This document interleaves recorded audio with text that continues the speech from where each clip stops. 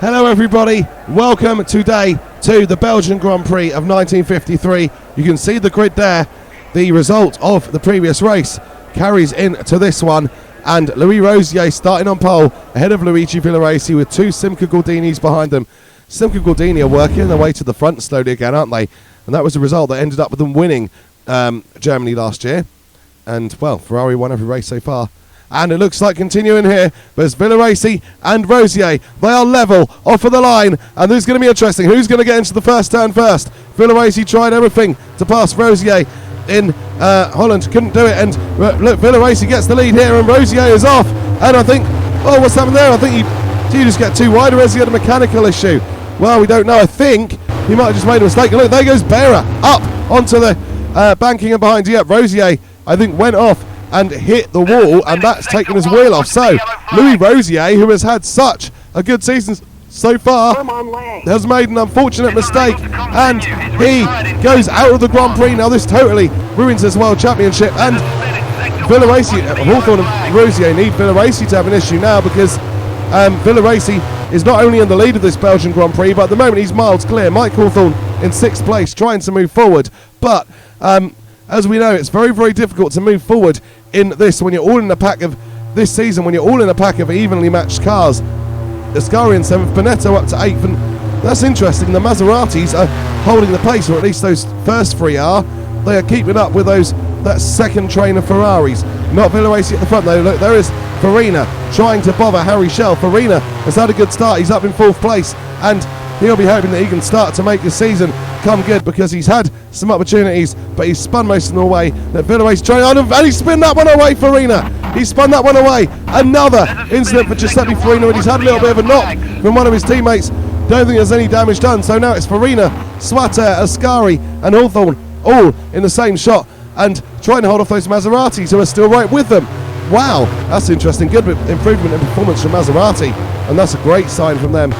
But Villoresi leading clearly at the front, and then you have those two simcagordinis, and then this pack of what I would call second-rate Ferraris behind them. And the Swatter in his home Grand Prix is now ahead of Giuseppe Farina, so he is up in 4th place. But Luigi Villoresi is absolutely finding the sweet spot this season. Last season he had a tight battle with Ascari and Taruffi for the championship. This year he has got into his own world, and just like in Argentina, Villoresi today is having one of those days where he is simply just dominating.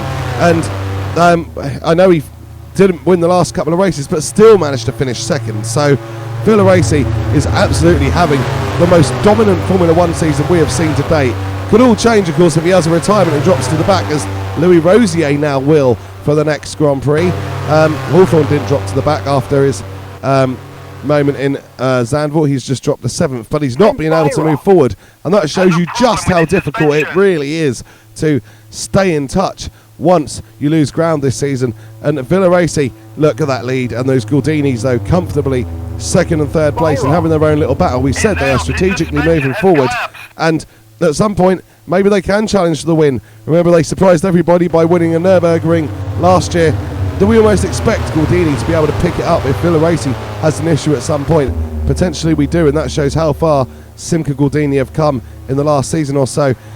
Still looking at this second pack, and I believe is that who's in 4th now? Is it Swatter still? I think he's got away a bit from Farina. And yeah, and now we look back to the Gordinis, who are having their own little battle, because Harryschell has been behind Mauricetrintignant for most of the season, and he wants to try to put his own little bit of authority on this Simcagordini team, and the best way to do that would be by passing his teammate here. But we know from last year's Spa race how there is a lot of prospect of battles, but actually making the overtake can be quite a different kettle of fish, and Shell will try his best, I'm sure. And those two Gordinis, they are the only two who have kept Luigi Villoresi in sight today. And Luigi Villoresi has done this race so quickly. He is already at the final corner, and it is going to be a masterful victory in Spa-Francorchamps for Luigi Villoresi, really cementing his mark on Formula 1 right now. And Luigi Villoresi wins in Belgium, first double winner of this season. Trintignant and Shell in 2nd and 3rd. Good performance from them both, and great for Simcagordini as well. Jacquesswaters comes home in 4th place. And Giuseppe Farina comes home in 5th. That Sterling Moss was an error. He'd retired and the game did its thing where it puts retirement ahead of the front runners, which is why it's also got confused and said Swater finished 5th. He didn't. He finished 4th. And Farina, despite spinning off today, did manage to redeem 2 points. And still we have only 7 drivers who have scored points in the World Championship this year. So that is how much Ferrari, and certainly certain Ferraris, have got those points positions locked out. And Albertoascari is actually starting to find some consistency now, but he's consistently at the back of the front back, so he's consistently around 6th, 7th place. So yeah, no points for the guy who challenged for the World Championship last season.